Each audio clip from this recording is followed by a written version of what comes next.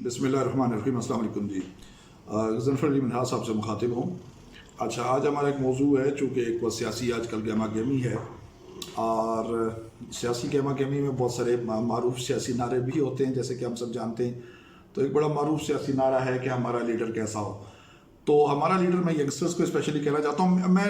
मेरा जो मुखातिब होते हैं, मैं ज़्यादा यंगस्टर्स को मुखातिब करता हूँ।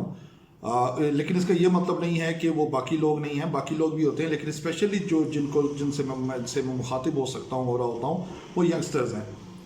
तो जब यंगस्टर्स से मैं मुखातिब हूँ तो उन्हें मैं ये कहता हूँ कि आप, हमारा लीडर कैसा हो, आपका लीडर कैसा हो, फलां के जैसा हो। तो आपका लीडर हो जो आपकी फाइनेंशियल इंडिपेंडेंस के लिए काम कर सके। आपका लीडर वो हो जो आपकी ज़िंदगी में बेहतरी लाने के लिए काम कर सके। आपका लीडर वो हो जो आपको एजुकेट कर सके, कि कैसे आप अपने मामलात ज़िंदगी बेहतर कर सकते हैं। आपका लीडर वो हो जो आपके मुल्क में, आपके मुआशरे में बेहतरी का सबब हो।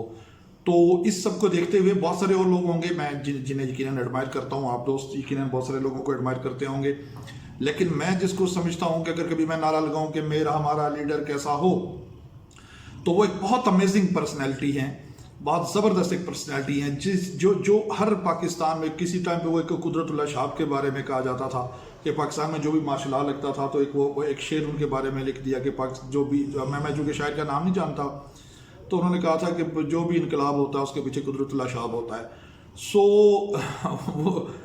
अब जो भी पाकिस्तान में बड़ा एंटरप्रेन्योर उठता है, जो भी एक इनकलाबी इंसान उठता है, चाहे वो एक्सट्रीम कॉमर्स के सनी अली हैं, चाहे